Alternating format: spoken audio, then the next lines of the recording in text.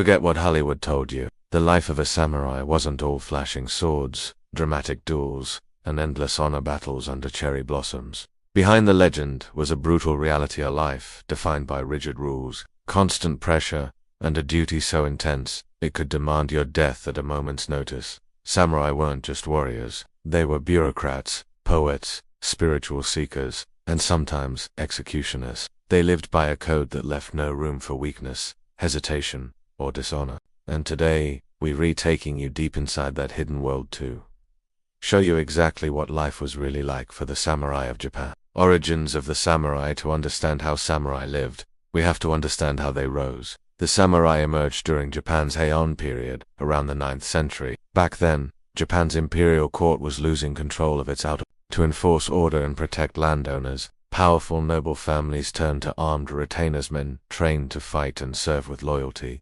These were the early samurai. By the 12th century, they were no longer just hired swords. They became a warrior caste, cementing their power during the Genpei War and the rise of the Kamakura shogun. From then on, the samurai weren't just fighters, they were the ruling elite, landowners, governors, and enforcers of law, backed by the sword and the code of honor. Samurai childhood. A samurai's life began early, and boys born into samurai families started their training as young as 5 or 6. From the start, they were drilled in martial skills, archery, horseback riding, and kenjutsu, the art of the sword. A true samurai was expected to be educated and refined. They studied calligraphy, poetry, and Chinese classics. Confucian values like loyalty, discipline, and respect for hierarchy were drilled into their minds, alongside Bushido, the way of the warrior. This code demanded honor above all else. A samurai child learned fear was weakness, hesitation was shame, and disobedience could cost your family its name or worse.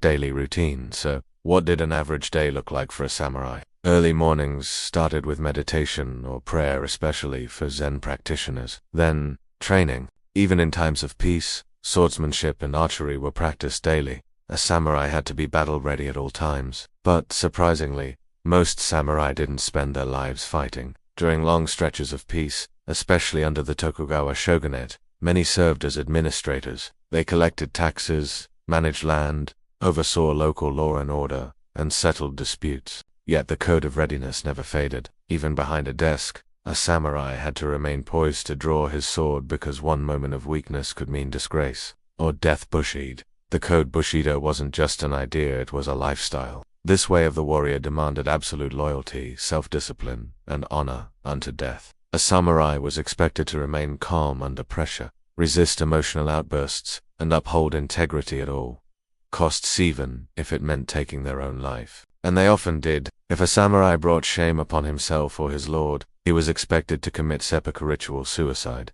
It was seen not as failure, but as a final act of redemption, a bloody, painful sacrifice made to preserve honor. To live by Bushido was to walk a razor's edge, where every action reflected on your family, your clan, and your soul. Clothing, armor, and weapons. When you think of samurai, you probably picture gleaming armor and razor-sharp katanas. But what did they actually wear? Day to day, most samurai dressed simply in robes, called kimono, and wide-legged pants called hake. But during battle, they wore gyoreboxy, lacquered armor made of leather, iron, and silk cords. It was ornate, but designed for mobility on horseback. Their primary weapon wasn't always the katana either.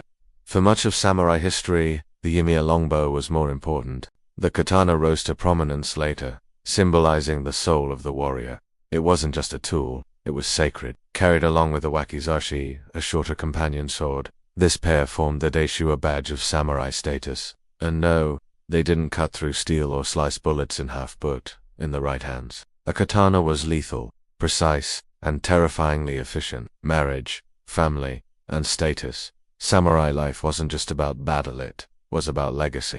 Marriages were arranged, often for political or clan advantage. Samurai wives weren't delicate flowers, either. Many were trained in dagger combat to defend the home or commit suicide if their husband fell in battle. Loyalty ran deep, even in death. Socially, samurai sat above peasants, artisans, and merchants. That hierarchy was strict. Peasants grew the food, but couldn't carry weapons. Merchants handled money, but had no honor. Only the samurai had both privilege and the crushing responsibility that came with it. Their family name meant everything. One disgrace could ruin a bloodline. That's why honor was more important than life itself. Art, religion, and philosophy. The samurai weren't just swordsmen. They were also artists, thinkers, and spiritual seekers. Many followed Zen Buddhism, which emphasized mindfulness, simplicity, and detachment from fear, perfect for warriors facing death. Others practiced Shinto rituals to honor ancestors and protect their homes. In their downtime, samurai wrote poetry, painted with ink, and practiced the tea ceremony, a meditative ritual that reflected discipline and calm. Death poems written moments before suicide showcase a chilling one reads, "Though death may come today or tomorrow calmly, I await it as the moon in water." The samurai ideal wasn't just the warrior, it was the warrior poet, the man who mastered both violence and virtue, war, peace, and power. The samurai thrived in chaos, but they also adapted to peace. During the Sengoku period, Japan was engulfed in civil war. Samurai were in constant battle, shifting loyalties, and climbing ladders of power through bloodshed. But under Tokugawa rule, peace reigned for over 250 years. With no wars to fight, many samurai became administrators, teachers, and scholars. Some resented the change. What was a warrior without war? Others embraced it, mastering the pen as they once had the sword. But the balance was fragile. Peace softened the edge of the warrior class, and when modernization came, it hit hard. Decline in legacy. By the late 1800s, the samurai era was over. The Meiji Restoration swept away the old feudal order. The samurai lost their stipends. Carrying swords was outlawed. Top knots were cut.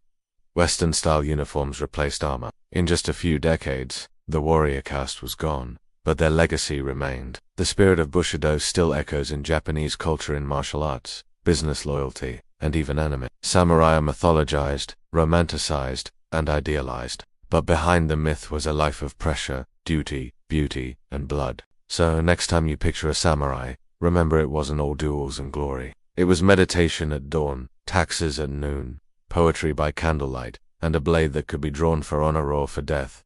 Which part of samurai life surprised you the most? Let us know in the comments. And if you thought that was intense, wait until you see what life was really like for Japan's secretive assassins, the ninja. That video's coming next, so hit subscribe and stay sharp.